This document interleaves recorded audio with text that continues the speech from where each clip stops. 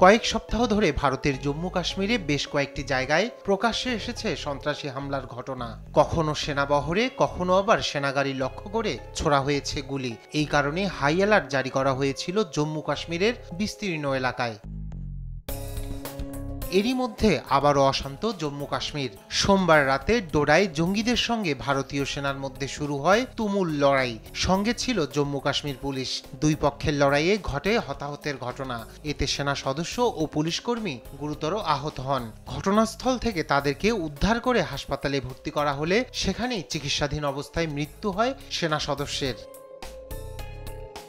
স্থানীয় সময় সোমবার ভারতীয় সেনার সঙ্গে জম্মু কাশ্মীর পুলিশের স্পেশাল অপারেশন গ্রুপ যৌথভাবে ডোডা জেলার দেশা অঞ্চল এলাকায় গোপন সূত্রের খবর পেয়ে এ অভিযান চালায়। ওই এলাকায় অব্যাহত রয়েছে সন্ত্রাস বিরোধী অভিযান।